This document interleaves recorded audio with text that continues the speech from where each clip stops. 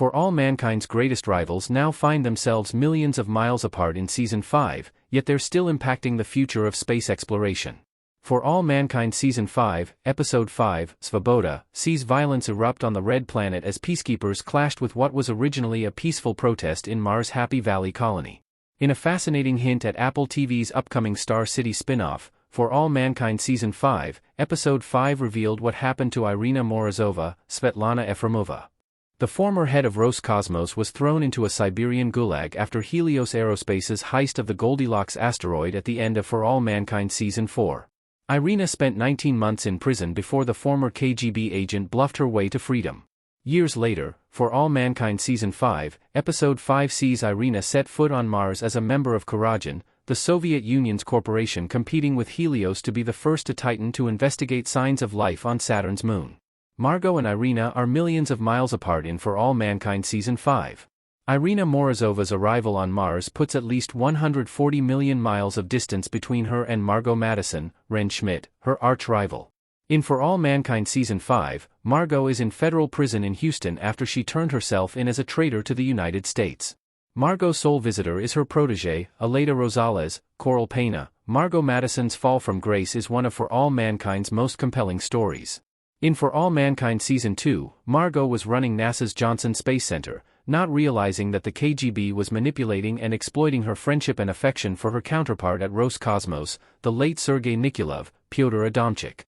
It was in For All Mankind Season 3 that Margo finally grasped that she was an unwitting Russian agent who committed treason by sharing NASA's secrets with Sergei.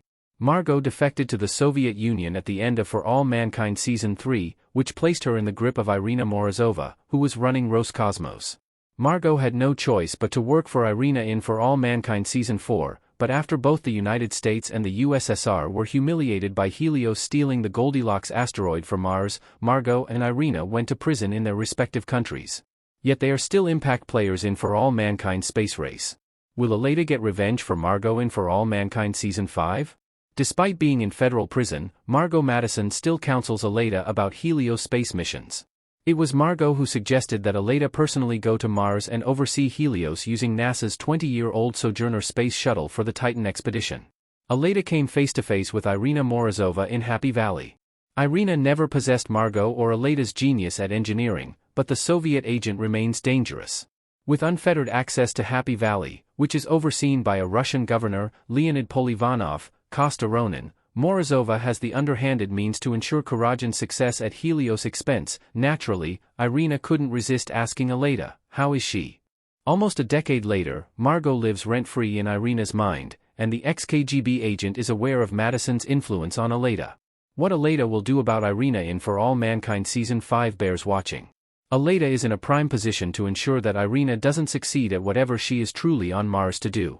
What's more, Rosales can exact revenge on behalf of Margo so that Irina finds herself back in a Siberian gulag when she does return to Earth. Aleida isn't a killer, but perhaps something will happen to Irina so that she doesn't leave Mars alive.